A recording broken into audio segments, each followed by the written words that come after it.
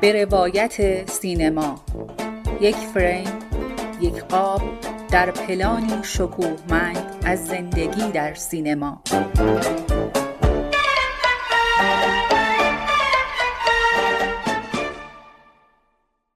Hello, girls and boys, ladies and gentlemen. Thank you very much for tuning in to my podcast channel, According to Cinema.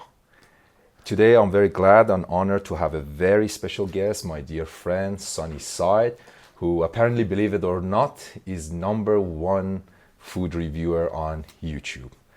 Yeah, is that correct? Yeah, I would say the #1 travel food show on YouTube, the most followed, the most viewed. Right. The food is such a huge spectrum. There's people who maybe they travel around the U.S. to try different food, or they cook food. But you know, as far as people traveling internationally to showcase food around the world, we're doing pretty good. We're at that top spot right now. No, actually, last I checked, you had 11 million subscribers, or yeah, rather 11.3 to be precise. That's right. To get my facts right. So yeah, I mean, first, I mean, I know a lot of people know you. A lot of people have subscribed to your channel. If you have not, in my opinion, you're idiots, because you should. It's such a great, fun show. I was privileged to work with you on 2 of your episodes, Afghanistan and Iran. Mm-hmm. And I should say, you're actually the first American YouTuber who got full access to film inside Iran. And that is brilliant. Yeah, I take a little bit of the credit of that. Yeah, but, yeah, I'm just waiting for that part. Yeah, well, that, much be because of you. I mean, almost completely because of you. Yeah. No, thank you very much. As I said, a lot of people know about your show, but for those who don't know, just tell us very briefly what's it about. Yeah, I mean, our show, we go around the world trying to hunt down the most unique foods in a way so that we can represent and showcase different cultures and people and tribes and regions and tell the stories of people around the world, but mainly through the lens of food. And so we try to find hooks that are interesting and creative, and we try to find foods that aren't just like what everybody else is eating. Sometimes we will focus on anything from more traditional food to bizarre extreme food that you'll find around the world. They're sometimes really bizarre. Sometimes very bizarre. You've got to be very sort of courageous to thrive in those foods and get close to them. But some then of them look scary. But when you, like right now we're recording this in Afghanistan, and if you come to a place like Afghanistan, suddenly anything is bizarre because you're in a bizarre place. Yeah.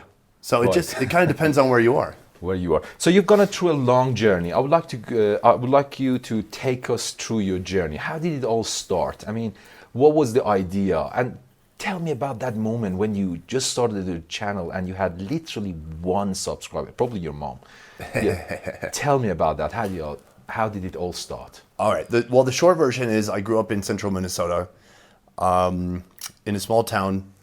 I was one of 6 siblings, pretty poor family growing up.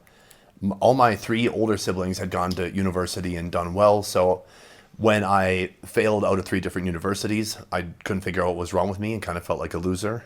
And so probably that was a blessing, wasn't it? Probably. I mean, I didn't see it back then, and I never knew, I guess, what the potential would be. But after that, I got into something more creative, which was radio and producing audio segments for radio.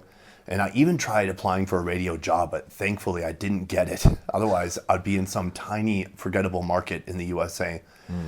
And instead of I knew radio was going to die soon, or kind of continue to fade and become less relevant. And so I looked at traveling abroad and teaching or just trying to get some experience around the world. Right. And I looked at a bunch of different countries, Czech Republic, China, South Korea, anywhere I could go that wouldn't require a degree, because I didn't have a degree. Just be an American and speak native English. Mm-hmm. Yeah. And so I had a friend of a friend who lived in South Korea who said I could live in her apartment for $200 a month. Mm-hmm. And so I went to Korea. She helped connect me with people where I could do tutoring. And I went to Korea. I mean, I sold all my stuff in the USA. I kind of burned the boats. And I didn't really know what was going to happen next, but I wanted to see if I could make it for a year or 2 in Korea, and then maybe come back after that. I wasn't really sure, but I ended up staying in Korea for 8 years. Wow, 8 years. And in that time, it took some time to really establish myself just as an English teacher, just to figure out how to survive. I mean, there was a period where I was down to my last like $80 for about a 3-week period, and I was just eating. I mean, it's bad when you're flavoring. What was I making? I made a lot of ramen, and then I would use the ramen seasoning to flavor other cheaper things. I can't remember what it was though. So I was just about broke and trying to figure out how to make a living in Korea as someone who didn't have a degree, because it wasn't easy to navigate. Most people wanted you to have a legit degree and be above board.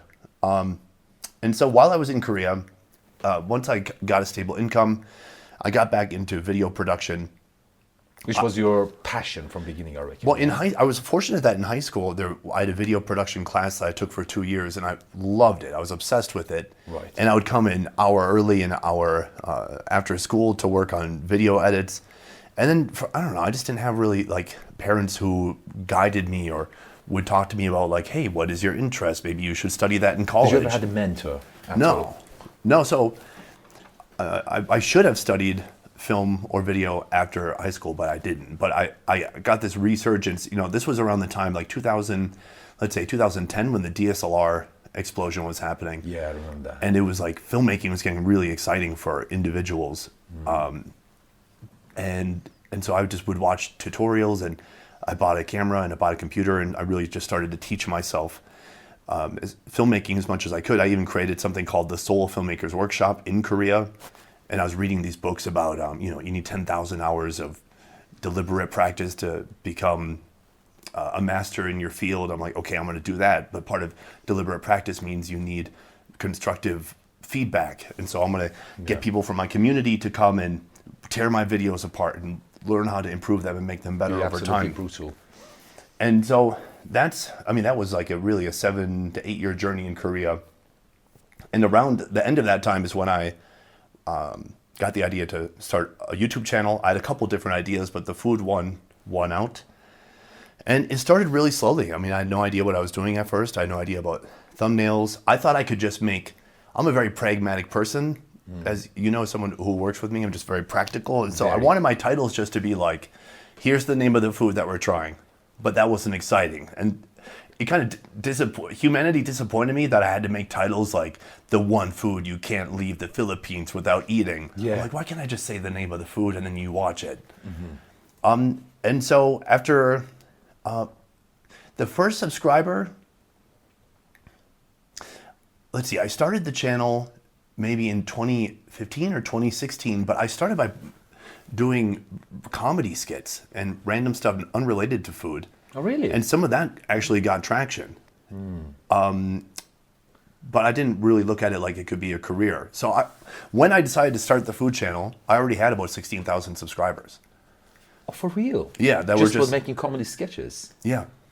Oh, wow. And because I would look at BuzzFeed stuff, and I was like, this BuzzFeed sucks. I could do that. And so I made some comedy type videos, and so I had a little bit of a springboard when I started, but it still took a couple years between really starting being focused on food to actually making any profit. Yeah, so one thing I didn't understand is how was this switch from comedy to food? When did food come along? Well, I would say in the beginning, I tried much more to make the show like punchy and comedic, and I would try to like I'd like premeditate jokes and write jokes. Right. And part of that was because I love comedy so much. Part of that was some insecurity in my ability to host. So I thought I should just have some stuff ready to say to try to be as entertaining as possible. But then the show over time, I've learned like I shouldn't be the subject, and I was focusing too much on me rather than the real subject people are there for, which is the food or the country or the culture. And so over time, I've tried to find a balance where I can just be kind of hopefully an entertaining conduit to the place I'm trying to show. Right. Okay, copy that. So now you have over 11 million subscribers. I think back in the day, was it 2019 when we worked for the first time in Iran? So. I think you were around 3 or 4 million. I can't recall very well, but now you're 11. I'm trying not to ask this question, but I have to. Yeah. Steady income, YouTube, people would probably know you must be really rich, or these journeys are expensive. Why are you asking? Are you trying to figure out how to budget the next trip that we do At together? least give us a hint, like how much I make? No, not how much you make, but like Yeah, basically. Yeah. Oh, I can say that I wasn't expecting this. I thought this was not a business podcast. Yeah. Yeah, it's tough. No, because a lot of people now look at YouTube as a good source of income, and you're one of the guys on top. So yeah. Okay, but that is tough because first of all, I made more money doing this than I ever thought I would, or that I ever thought was possible. But we also, get 40 to 50 million views per month between two channels. That's a lot. That is a lot. And so some people might think, it's like a huge milestone for somebody to be getting 1 million views per video, and maybe they're posting once a week, and then maybe that on their one channel that equals 4 million views a month. All right, well that's a very different from where I'm at, and so to get to where I'm at now is building a kind of an evergreen inventory of content that people can go back and watch. Yeah. And so only maybe 25% of those views are from that current month, and maybe 75% are people going back to watch older videos like the Iran compilation. Yeah. How much money? Over 7 figures a year. It's not bad. It's not bad. No, not bad at all. It's not bad. It's a weird thing. I work very hard. I have a great team. Yeah, I should say that. I have worked with you on 2 projects, and Sonny Side you see on camera is a bit different than Sonny Side behind that guy. At times it can be unbearable. No, but he's so focused, so professional, and I admire you seriously. Now, I'm not saying this because you're a friend. You're very focused. No nonsense. You go about. You have a good team. People who are dedicated, and that's why you're number one. What? Okay, you tell me. What are you doing right? In your opinion? Well, I'm trying to cultivate a culture in my team of nonstop improvement, like insane focus on what we could be doing better with each series and with each video, and everything from color to the way we're shooting it, to planning, to finding better stories, to editing better, to writing better voiceover, better thumbnails, better titles, better Sonny, strategies. Let me just butt in. So you're a professional in the world of YouTube and social media. A lot of people, probably lots of my listeners are young people. They're just starting or they want to get. How do you see the overall medium, social media, YouTube? It's literally taking over the mainstream media, isn't it? How do you see the whole medium? What's the future? Just enlighten us, basically. Of YouTube? I don't know. You need to be really good, right? Well, okay, so look, anybody can get started, and people who tell themselves like it's too late to get started is, if you believe that, it's true, but I don't think it's true. So you can always start. You can always start, and I think, I don't know, there's just never been so much opportunity. Interesting. And I do think, though, that you have to be patient, and you have to, just in a similar line of thinking, you have to be focused on how you can improve with each video, and you should be making 50 to 100 videos before you're thinking about giving up. And for people who always talk about starting, they just have to actually start, because you can't shape something that doesn't exist. So once you've created your first iteration, then you can reiterate, and you can make adjustments, and you can tweak, and you can improve it over time. The problem is that people think about making something and they never do. And so you can't shape that which does not exist. So bring something into existence. Make your first piece of content. Give yourself a low bar. Make a 2-minute video. Don't try to emulate where your favorite YouTubers are now. Look at where they started. Whether if you want to look at someone like Mr. Beast and his first crappy videos, if you want to look at my first crappy videos, and you can see the evolution that takes place over time. So be easy on yourself. Create a reasonable bar, but just get something made and out there, and then think about how you can improve on it each time. And the other thing is, make content that's valuable for people or that's share worthy. Stop making shit that's like, hey, here's like a day in my life, like come get ready with me. Here's me. So many people, especially after Casey Neistat, they're like, I'm interesting. I should just talk about my life. Probably you're not. You're not. No one gives a shit. I don't even think I'm interesting. I don't even think it fucking matters what I think about the food. Right. Who gives a shit? And people are like, you describe it so bad. I'm like, great. I don't care.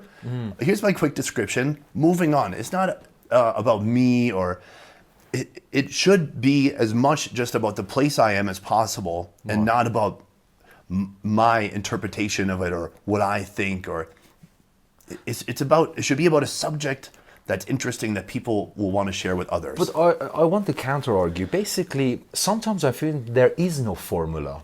Why? Because someone like Sonny tries his best to make good quality video, and then you have another person, I don't know, literally licking his finger, eating food and licking his finger, and he gets like millions of views. So yeah, but what's going on? That guy thought of licking his finger first. I mean, it's so easy to go, oh, these mukbangers from Korea, they just eat food in front of the camera. I'll do that. Yeah, they fucking did that first. Okay. You didn't come up with that. So that's the secret. They did it first. I think it's so easy and lame to be a copycat and see somebody like pioneer even a niche that's stupid. Yeah. And then to think they don't deserve it and that you do deserve it because you could do what they're doing. It's such loser thinking. And so come up with your own thing. Right. And you don't have to overcomplicate it. And you truly don't have to have like the best cameras and the best color. You just have to have some level of storytelling and some level of quality. We need to be able to hear what you're saying clearly. But you don't need to have like an insane level of video quality or anything like that. Right. Okay, let me tell you a personal experience. Like yourself, I travel relatively well to different countries, but I do it either for my work or just pleasure. And many times my friend, and I'm not on YouTube, on Instagram, they say like, post your traveling and just post any shit. People love it. And I tell to myself, really? Does anyone look at this stuff? Apparently they do. So it seems you can't understand the mindset of your audience. Or can you? Me in particular? Yeah. Do you take them serious, or do you think they're a bunch of losers who have lots of time? Who No, just I don't watch think my audience any is. shit you put on YouTube? Well, I don't think my audience is losers. That's a tough balance. Like I would say that the death knell for any channel is when you ask your audience what you should be doing. Right. Then you're cooked. You're done. Because Steve Jobs didn't say, "What should we invent next?" Someone would be like, "A bigger computer?" I don't know. But he made the iPhone, so I don't think you can't count on them to steer direction. You need to have some vision, and you need to have some of your own idea. But again, that comes with just getting started. And but at the same time, I think it is reasonable to take in some feedback, and you do have to have a thick skin doing this job, and you have to ignore both sides. There's people who think I'm awful and think I should kill myself. Not that many. Most people love me. Right. And then there's people who are like die-hard fans. Yeah. And you have to ignore both. And you have to listen to people kind of in the middle. Oh, right. That's interesting. Who are like, because you can't feel your ego with the people who love you or feel bad about yourself from the people who hate you. Yeah. Probably they're both wrong. So, what's the balance in terms of reading your audience's comment? If it's really bad or really good, If you get you won't something get overexcited, or you don't feel really bad if someone talks bad about you. Like, I would say look at trends. One time early on, I did a video about karaoke in a jeepney in the Philippines, and it wasn't about food at all. Right. And all the feedback is like, "This is a food channel. Do food." Yeah. What are you doing? And I was defensive at first, and I was like, "God, they're right. They're actually right." And so, I would say just look at the trends overall. The trends overall. Okay. Now, a few personal question. Best food you have had anywhere in the world? Oh, I know it's hard. that's tough. Well, I'd say my 3 favorite countries, I would say would be like Japanese food, Vietnamese food, and then like American junk food.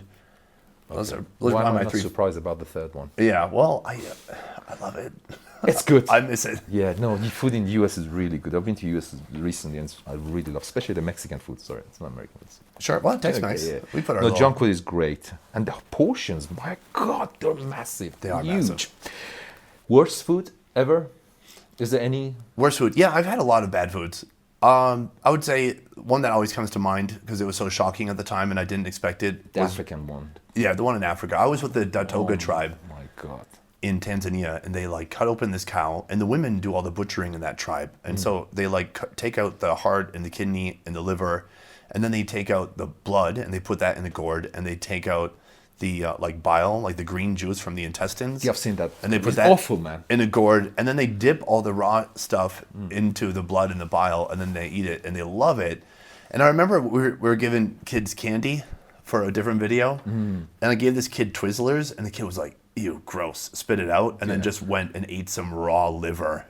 And I was like, wow, we really are all the same. Well, listen, tastes are different in each Yeah. country. Right, because a lot of my audience are Iranian, and you've been to Iran, and as I said, you were the first who came. I have to keep saying that because literally, Sonny paved the way for other YouTubers to come to Iran, and now there are a bunch of them that want their own stuff.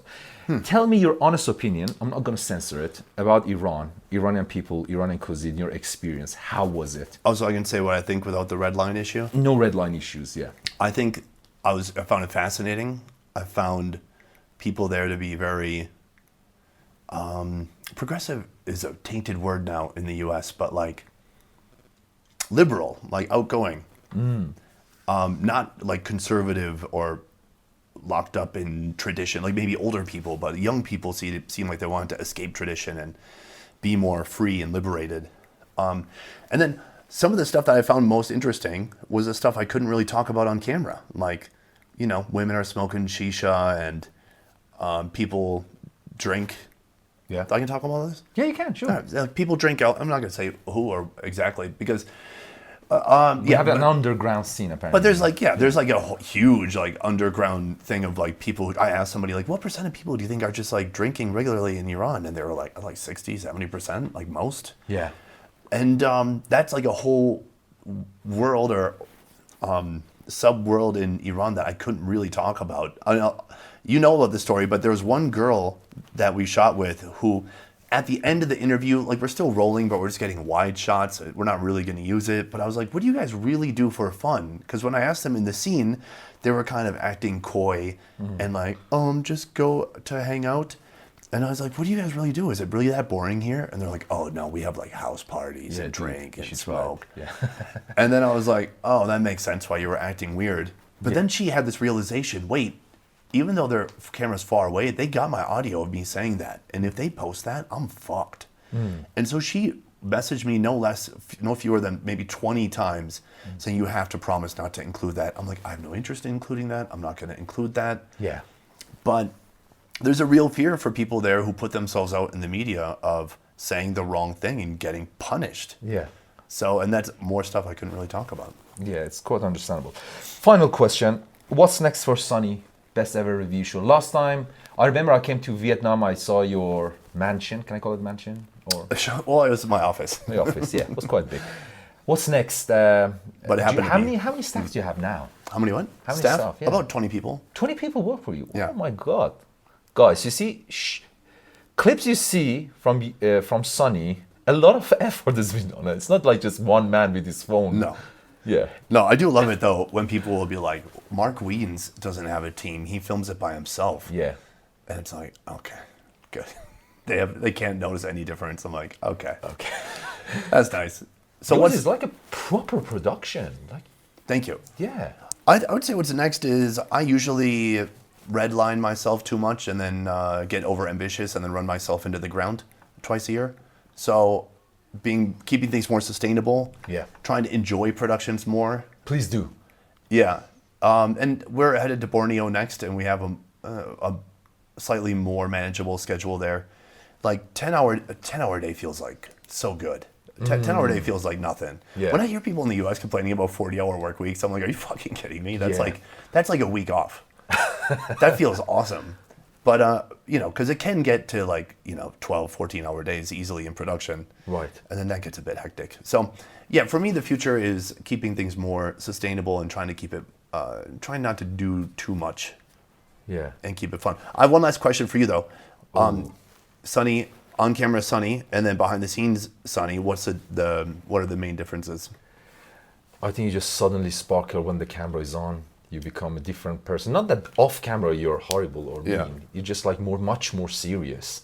And I don't blame you at all. Like I have worked on different countries also, and the mindset is different in each country. Sometimes you can't trust people. Culturally we're different. So I don't blame you. But yeah, you're way more serious. Yeah, it's tough to find a balance between directing and hosting. Yeah, and especially if. And you go like boom, boom, boom, boom from one place to another. So you gotta be tough. Yeah. I mean, it's understandable. Got to keep things moving forward. Yeah. Yeah. Sometimes people realize like, oh, he's not just like I would say relax though, a bit, if it's possible.